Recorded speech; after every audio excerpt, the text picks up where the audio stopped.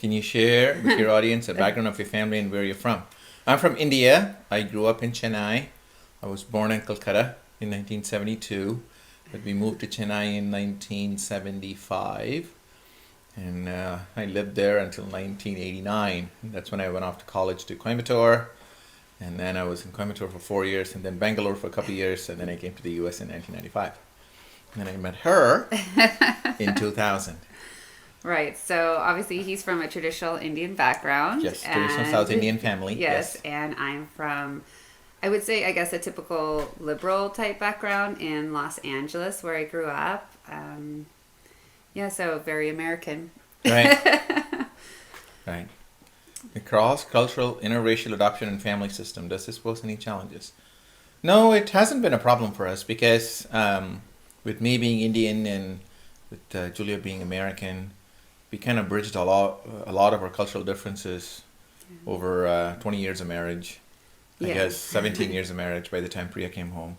So it wasn't hard. And Julia was pretty well acclimatized to the Indian way of living, or to understand what to expect from an Indian way of living. I mean, we don't have an Indian way of living now. We're somewhere in between Indian and American, right? Right. But I think we try to keep all the traditions and certain cultural norms. We don't keep the religious side, but we do all the holidays and all the traditions that we feel are important. Right. So it's not been a problem at all. Yeah. What encouraged you to consider adoption? I've always been interested in adopting, but the interest kind of went dormant after two of my kids, and then Julie kind of brought it up back in 2015. He said that'll be a good time for us to adopt, and we were also doing well financially. We were pretty stable, so we thought that this was probably the right time to do it.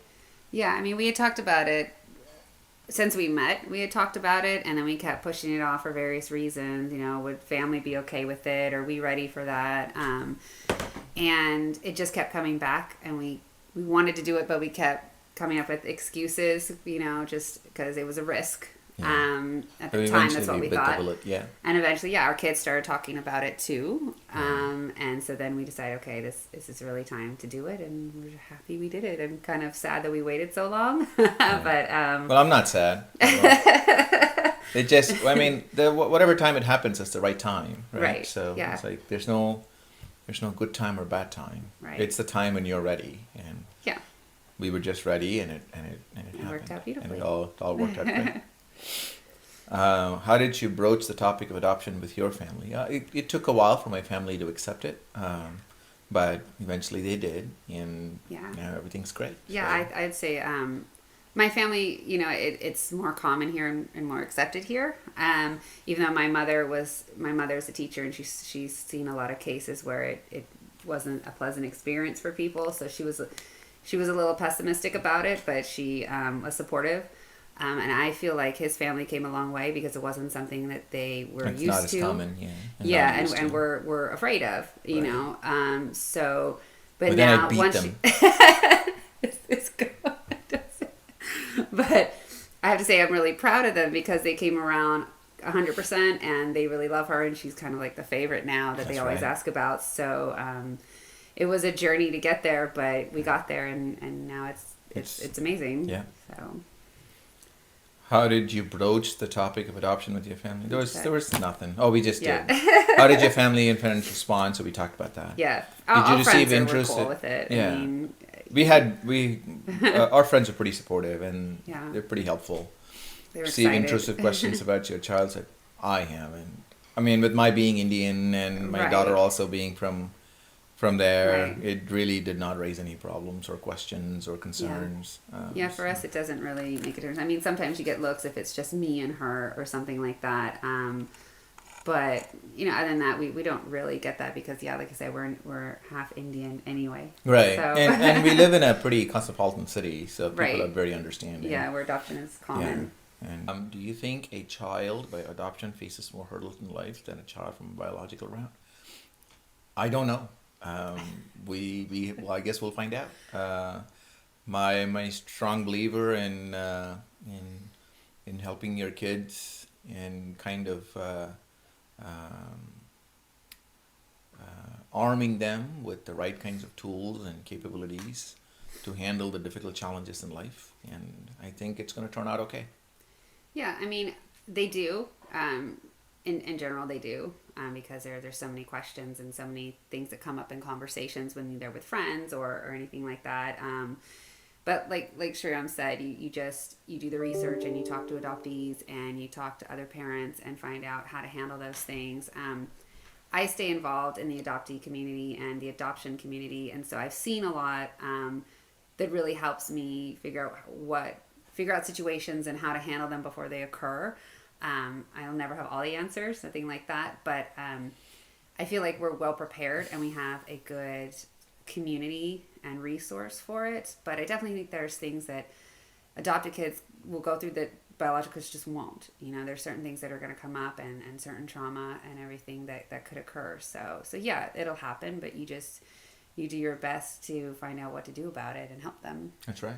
So, and you don't treat them any differently. Like, you don't be like, this is my adopted one. Do you think a child by adoption faces more hurdles in life than a child from a biological route? I don't know. Well, I guess we'll find out. My strong believer in helping your kids and kind of arming them with the right kinds of tools and capabilities to handle the difficult challenges in life, and I think it's going to turn out okay. Yeah, I mean, they do. In general, they do, because there's so many questions and so many things that come up in conversations when they're with friends or anything like that. But like Sriram said, you do the research and you talk to adoptees and you talk to other parents and find out how to handle those things. I stay involved in the adoptee community and the adoption community, and so I've seen a lot that really helps me figure out situations and how to handle them before they occur. I'll never have all the answers, nothing like that, but I feel like we're well prepared and we have a good community and resource for it. But I definitely think there's things that adopted kids will go through that biological kids just won't. There's certain things that are going to come up and certain trauma and everything that could occur. So yeah, it'll happen, but you do your best to find out what to do about it and help them. That's right. So, and you don't treat them any differently. Like, you don't be like, this is my adopted one. I beat my biological kids with my right hand, beat the adopted ones with my left hand. No, it's just the same. Yeah. How do you plan to talk about adoption with your child? I don't plan to talk about it. I'm just going to follow her lead. I'm just going to do what she tells me to do. No, we've talked about it from the beginning. She's only 4, but she knows she's adopted on some level. We keep the conversation light. We don't talk about it all the time.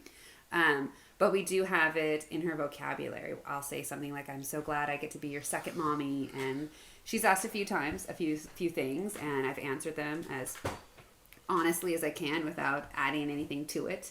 So she gets to some degree, and we visited the orphanage once already. So she kind of understands where she's from and everything. And so we just want to normalize it and make it easy for her to talk to us about it. And so far it's been fine. She's only 4. So it'll get more difficult and more intense in the future. But yeah, we just make it's a normal thing. So we talk about it when it occurs. I don't know the answers for 3 through 7, so I'm just going to let you talk to me. What do you think of root search has to play out? No, what are your opinions? What are on open and closed adoption systems as seen in India and the USA? Right. I don't have an opinion. Yeah, I do. So that's good. So right, with open and closed adoptions, the U.S. and India are very different in this, and the cultures are very different for these kind of things. I feel like I've gone on a journey about that. I felt like in the beginning, I was like, I want her to know her birth mother and be able to talk to her all the time. And then I realized that how tough that could be. And I've talked to other adoptees and everything. While I want to keep a link and be able to have that available for her. Oh, I understand. Have that available for her. It might not be what her birth mother wants. And I feel like if they do make a connection and then the birth mother somehow needs to move on in a sense in her life and get married and then doesn't want to have a connection anymore, that would be extremely traumatic for her to feel abandoned again by her birth mother. So it's something you have to tread lightly, and I feel like it's a case-by-case basis that it might not work for everybody, but I do think a root search is extremely important, to to know where she's from and have that link in case she wants to come back later at some point, and just know where she's from, because not everybody gets that, and that is really unfortunate, and it can affect her whole life if that's something she wants and can't have it. So I guess I answered number 4 as well. What do you think of root search and how does this play out in international adoption? I think it's something that can be really difficult to get, but I think it's important to try for it, just so the child has that, and then they can make their own decisions. I don't think it's something we should push on her, but I think we should push to have that information if she wants to do something with it. Right. So how does trauma impact in adoptions? Every kid that is separated from their birth family for any reason has some sort of trauma about it. They'll deal with it differently, and their situations and environment will change that. But they're going to have it. So I think it's really important for parents to get as much research done and talk to adoptees and everything as much as possible, and just so they're confident and they understand the effects and how it can affect their child and how it won't affect their child. So it's always there, and we just have to be prepared for it. We can't act like it doesn't exist. We have to be genuine to the situation and the child, so they understand that they can always talk to us, and that we're always there for them, because otherwise they just won't tell us. That's right. And that's not okay for her. So. Don't you think trauma plays outside of the adoption spaces? Of course it does. Yeah. I mean, people's experiences shape them. It's a universal phenomenon. It absolutely does. Yeah, I think anybody can. I'm severely traumatized by marriage. Yeah, see how affected he is. And lastly, in the adoption system, what do you think is necessary in establishing a healthy relationship with each other? Just love, lots and lots of love. Yeah, I think love and structure, patience. And boundaries and discipline, and lots of beatings. No, I think love, obviously, patience, understanding. If you have biological children, then striving to make sure that they understand they're all on the same level in a sense, and you treat them all the same, so they don't feel that they're different. And but celebrate certain differences. Like if we weren't an Indian family, I would say bring that culture into your family and celebrate it, but also celebrate how they're the same and how they're all loved by the same people and part of the same family. That's right. So, yeah, and always just be open to talking and without judgment. I think one thing that stands out when I talk to adoptees is they say so many times that the parents need to not make it about themselves. That this is your child's story and you can't fix things for them, but you have to be understanding and let them feel their feelings, and not judge. So because it's not your situation, you're lucky to be there for the ride. That's right. So, that's right. Yeah, so it's a beautiful thing. It is. We're so glad you did it. Yes. And that's it. Thanks, guys. Thank you.